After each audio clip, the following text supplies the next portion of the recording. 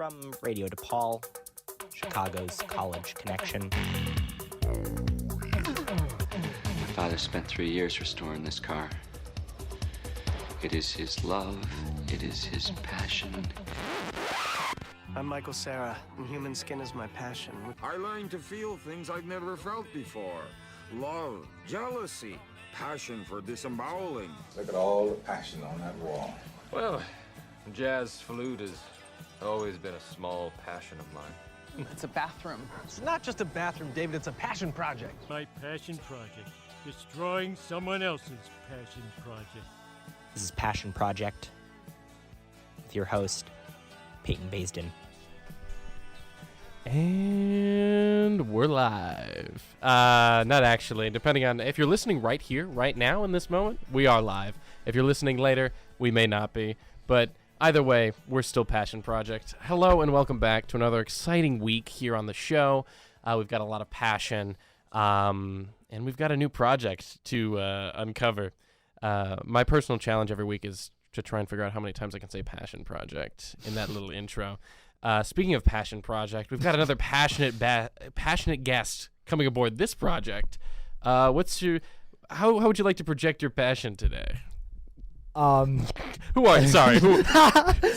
I talking to? Which question? Okay, great. I'm Joseph. I'm Joe Walsdorf. I'm a person who is around. That's how I describe you. Yeah, I'm around often, and I'd like to project my passion, okay, that's a good way to do it. Vehemently, and with some breaths in between my words, so I don't pass out. I found in my experience doing this show. We're in season 3 right now. That's a great way to do it. Okay, good. So you're already on the right track, Joe. What are you here to talk about today? What can you enlighten us on? I'm here to talk about a little place, actually a large place. In fact, the largest youth camp in the world, a place called Philmont Scout Ranch. Yeah, yes, Woo! Yes. Our live studio audience is eating it up. Philmont Scout Ranch is located in Cimarron, New Mexico, which is a little town in the middle of nowhere, down south, and it is I think it's currently 140,000, give or take, acres, about 220 square miles of backcountry wilderness property, including canyons, mountains, forests, valleys, plains. Actually, not plains, but valleys, meadows, all sorts of things, where groups of scouts, people from formerly the Boy Scouts of America, now known as Scouting BSA, because the Boy Scouts welcome everyone now, which is fantastic. But I'll probably slip up and call it the Boy Scouts, give or take, because scouting has been a bit of a Freudian, yeah. Mm-hmm. But so groups of scouts come and they spend anywhere from either they spend 7 days, 9 days, or 12 days hiking through those 220 square miles. Yeah. 220 square miles is a lot. In my time in scouting, Philmont was advertised to me as the place. This is scout camp. This is the scout camp you think of. This is the place where you go when you get real serious about it.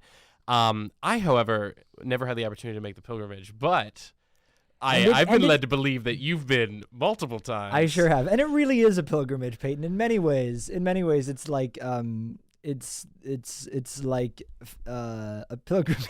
It's like a pilgrimage in many ways. Sort of like the way that's a pilgrimage. Yeah. I've been twice. When I was the end of my sophomore year of high school, that summer, I went with my scout troop and did a 12-day long hike. Mm-hmm. And then I went back this last summer to work on staff at Philmont. Ooh. Yeah, which was surprising to me because when I went there as a Boy Scout, I was not having a very good time. Interesting. Yeah, I was not. It was advertised much in the same way to me. It was like Philmont is the thing to do because there's a couple different high adventure. There's different high adventure bases. There's a canoeing one up in the Boundary Waters, and there's Florida Sea Base. But Philmont is the OG number one. In MIO, the high adventure base. So, but when I went there, I was like, I don't want to do this. And for most of the trek, I was like, I'm not having fun. I'm tired. I was working over. I was on the heels of my fear of thunderstorms. Oh. And I was so terrified that it was going to rain on us the whole time because we had these family friends who we were borrowing a bunch of the camping supplies from, the backpacking stuff. And they're like, oh, when we went to Philmont, it rained on us every day. And I was like, that sounds awful. That sounds like the worst thing ever. And we got very lucky, and it only rained a little bit on our last day. Okay. Yeah. That's awesome. How much of, you can speak on your time there as a scout and your time there working there. How much of the, like, I'm only thinking video game terms, so gameplay loop comes to mind, but like how much of the like day-to-day of Philmont is, how much of the recreation that happens there is hiking based or exploration based? Good question. For scouts, every day they're hiking. So every day they are packing up camp, hiking to a new either trail camp, which is just like a bunch of campsites, or a staff camp, which is where staff like me worked. And they're spending the night at those places. So they're hiking every day. But among that, they also do things at those staff camps where staff are, because they're staff camps, which That's has true. staff. That's where the staff go. Yeah. They do activities based on the different camps. And so like last summer, I worked at a camp called Clark's Fork. We were situated near the Tooth of Time, which is one of the famous mountains at Philmont that people like to climb. So we were situated near the Tooth, and our program, we were a Western lore camp, which means cowboy. So we offered horse trail rides. We offered branding, like what you do to cows and other animals. You heat up the metal and you yes, that's an immersive experience you can do. Yes, at Philmont Scout Ranch. Yes, but instead of branding livestock, we brand things like leather belts and water bottles, a lot of hats. Okay. People were like, brand my shirt. I'm like, it's just going to put a hole in your shirt. It is, because it is as simple as heating metal up really hot and then putting it on stuff. That's awesome. Yeah. And then we also taught them how to throw lariats, which is, so lasso is the verb. Mm-hmm. What people call a lasso is a lariat. Really? Okay. Yeah. So I go out and lasso using my lariat? Yes, exactly. Okay, I got it. Yeah. And then we did a chuck wagon dinner at nights. A la like on the trail and we cooked everything in Dutch ovens. We made chili every night. Awesome. And then we closed all of our nights with a campfire show. Little music, storytelling, some jokes from me and others, but like that was mostly you. It was what I was enjoying. Yeah.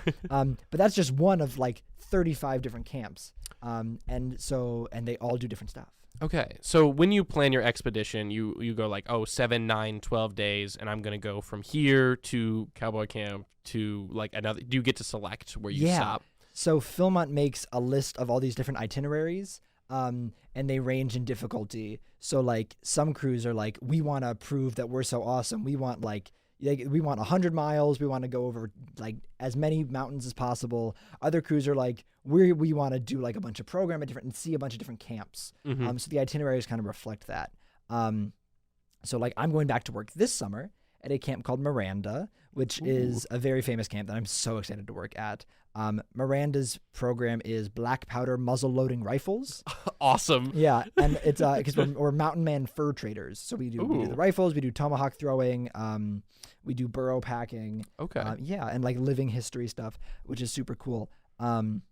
But a lot of the itineraries Miranda sees are people who have just come off of Mount Baldy, which is Philmont's biggest mountain. Ooh.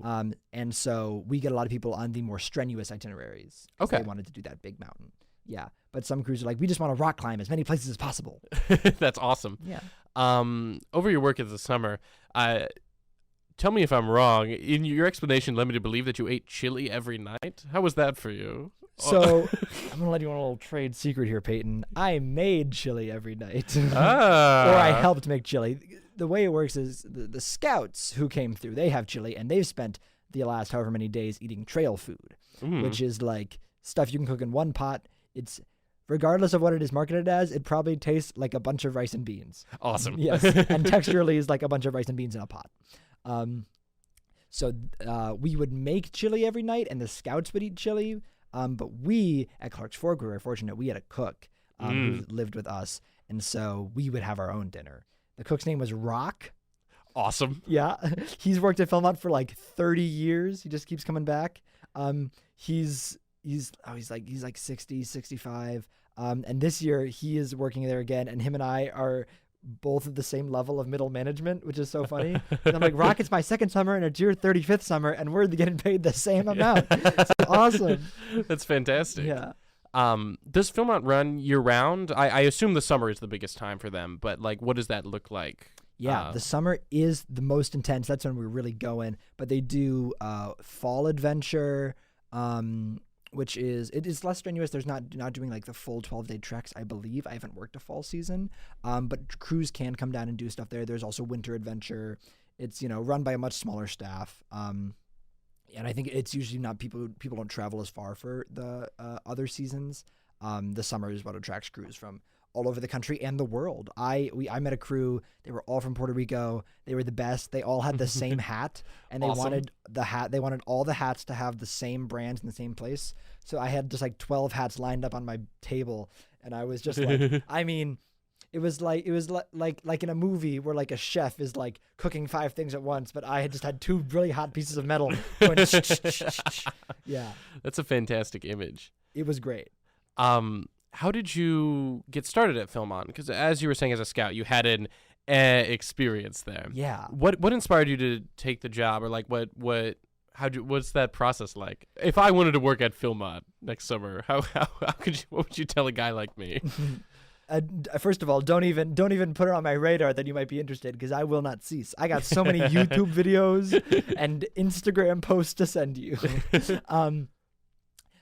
So last year, probably pretty early, like in the fall, I called my dad one night and I was like, it was my second year of college, being down here in the city in Chicago, and I was like, I think like I kind of want to like go to Philmont maybe, because one of our last days on trail, we stayed at a camp called Poniel, and Poniel is the largest camp at Philmont. And it's also Western lore, so the same cowboy program. Because College Fork is in like the South Country and Poniel's in the North Country, so crews get to do the same program, but usually there's not a ton of crews who go to both camps. If I had my map right now, we'd be all right. over We could point on the map. That'd be fantastic. But Poniel also does a campfire show. They do it in their root beer cantina. Yeah, I love root beer. Poniel is famous. They have 2 different types of root beer because they have 2 different taps. There's creamy and crunchy. Awesome. Yeah. This is actually the best ever. Okay. And so I watched their campfire show, and I didn't know that campfire shows were like a thing at Philmont, but I'm a little sophomore theater kid, and I saw that and I was like, oh, that's really cool and fun. And it was probably my favorite part of the trek. So I started thinking about like, oh, it'd be really fun to like go play in something like that. And I didn't even know really other camps had campfire programs, but I started poking around when I got like a little city sick, and I saw that they did. So I applied and I got hired, and I was like, I have a friend from my troop who's worked at Sea Base, the other high adventure base, for like 3 summers. And so that's what made me think like, oh, this is possible, Right. Realize that like, oh, this is something people do. And then I went and I did it, and I thought, Peyton, I was like, one and done. I'm going. It'll be a nice break, but I got to spend my summers doing important career stuff for like, the future. Right. And then about maybe 3 weeks into it, I was like, okay, we got to shuffle some schedule stuff around because I am coming back here as soon as I can. Oh, that's fantastic. Yeah. I'd like to do a quick sidebar for our audio listener. Joe is currently tying knots on a rope. If his commitment to scouting was ever in question, I want you to know he is currently tying knots. Listen, I am an Eagle Scout, and an Eagle Scout, as they say at an Eagle Scout ceremony, that badge means not that I have done it, but that I can right now. And he is. And I am. Right now. And the thing that I can is knots. Yes, and he's doing it so good. Scouting as an institution has gone through a lot of change recently. Yes. And it's been really up and down of like numbers, of what it means, what it is. And it's currently heading towards the future. As you mentioned before, they had their big rebrand. Where now it is scouting. We're allowing everyone in, which is fantastic. How do you think Philmont fits into the future of scouting? How do you think maybe Philmont is already showing some of those like promising things or not? Or like what does that look like? Awesome question. Wait, I don't know if you can see the sparkles behind my eyes, but it's there. Well, I think in many ways Philmont was kind of ahead of that curve. Like Philmont's been co-ed forever. Or no, not forever, but for a long time of its history. Much longer than the Boy Scouts at large. Yes. which is great. Philmont's very connected, like the venturing program, which was, I don't know how much you know about venturing, but it's, an older level of scouting that was already co-ed as well. Mm-hmm. So that kind of, there were a lot of overlap there. And I think, Philmont is the reason that now I'm like, it was like, haha, I'm an Eagle Scout. Like, it was like a funny thing, but I was kind of like, well, I finished, I got my Eagle Scout. You did, and I aged out and I'm kind of done. And now that I go to Philmont, now I'm a Boy Scout forever, Mm-hmm. and I think Philmont can be for a lot of people, a lot of the people that come through, like the reason or the thing that helps them realize like scouting has value. Because when I finished, like, I was like, when I got my Eagle Scout, I was like, great, I'm done, because like I'm sick of this. And you and I have talked a little bit about this before. Yeah. But I think scouting has a lot to offer that sometimes you can lose sight of if you get very one-track minded about like getting your Eagle Scout, because it's like, it looks like that's, it's do that or leave is Right. sometimes the way it gets pushed. Right. And, I have friends at Philmont who were in scouting, didn't get their Eagle, or were never in scouting. And like, but it really doesn't matter out there. Like, Mm-hmm. And I think Philmont can kind of be the great equalizer. And it shows kids like the actual important parts of this is, conservation, taking care of nature, important values that make good people. One of the things I say to myself to justify getting to run around the woods for a summer pretending to be a mountain man, to be like, no, Joseph, this is a very, very good job. And it is. But it's hard to justify it if you just look at the pay.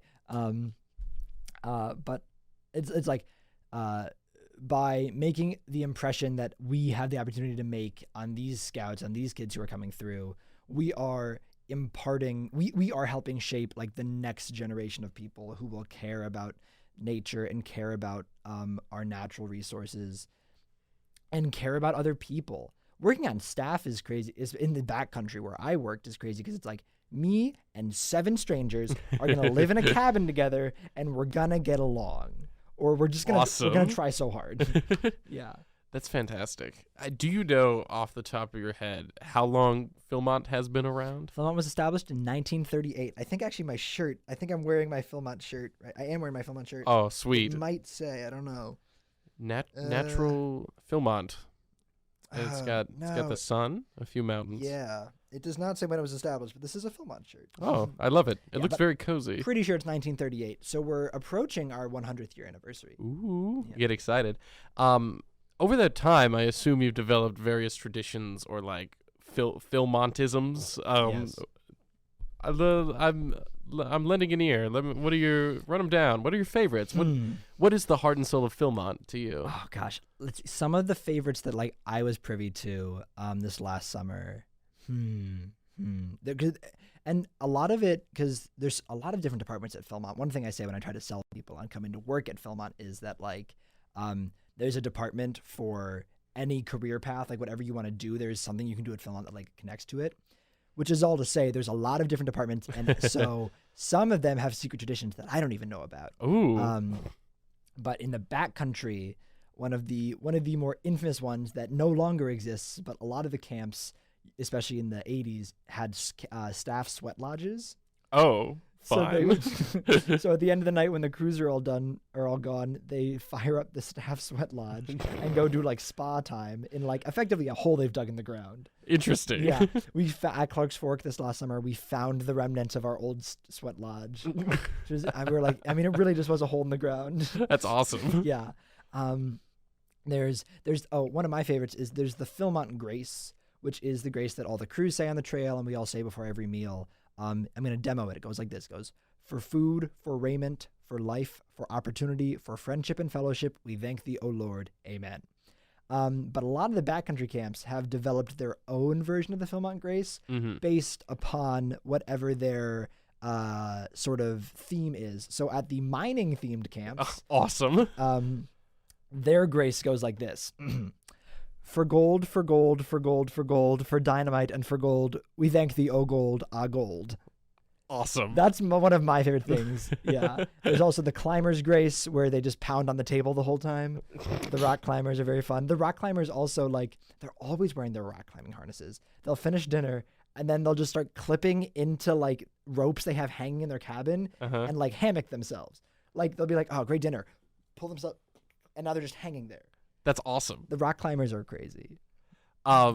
You said something that I found intriguing in that is you're like, oh, some of the backcountry camps. Is there like a hierarchy at Philmont, I guess, where it's like, oh, you have the frequently visited camps, but then like some of these fringe camps get like really interesting and like strange. That's a great question. There's a camp, yes, absolutely. Because some camps see so many scouts. Like Miranda, where I'm working, we're gonna have a ton of scouts come through, and some camps are really out there. And they're very unique and almost to a point, and they don't see a lot of action, you know. So there's a camp called Black Mountain in the South Country. Black Mountain has a pretty small crew load. They're so off grid. There's not a road that connects to their camp. So like the rest of us have a road that leads to our camp. In addition to the trails. So like weekly deliveries will come through. That's how we get our food from base camp for cooking and whatnot.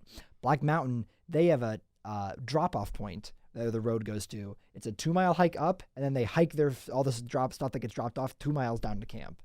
So they'll hike up, pack all their food into backpacks, and hike it down to camp. And Black Mountain is just out there. I mean, they always say you can take the staff member out of Black Mountain, but you can never take the Black Mountain out of the staff. Oh, that's awesome. Yeah.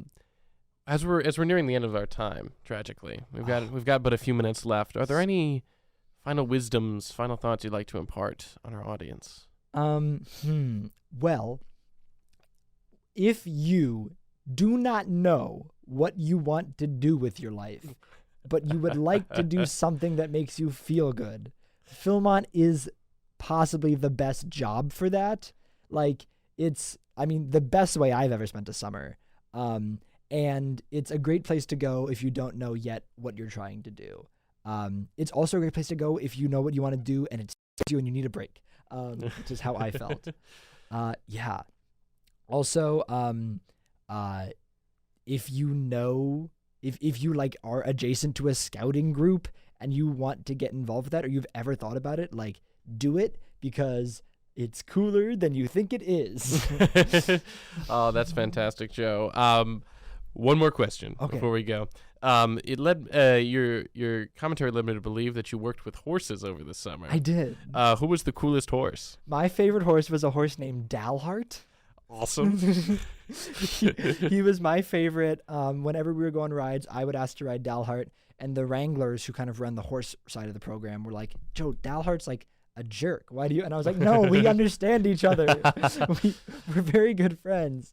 Yeah. Oh, that's beautiful. Thank you so much, Joe, for a fantastic episode. Thank you, Peyton. Thank you for, I was going to say thank you for having me on. It means a lot. Hey, no problem. Listen, listeners, I do this once a week. I have lots of cool guests, people like Peyton here. Right. I love Passion Project. And you. I love Passion Project and you, Peyton. Oh, this is a beautiful combination. Well, another week has gone by in the blink of an eye. Yeah. Isn't that crazy? It is crazy. Time flies when you're having fun. And I know we had a lot of fun here today. Stay tuned for next week for more exciting content. Joe, any last words? If at first you don't succeed, how does that part end? You should like take a second, think about it, and then do it one more time. Yeah. Perfect. All right. Stick with that. Have a great day, everyone. Have a good week. We'll see you soon.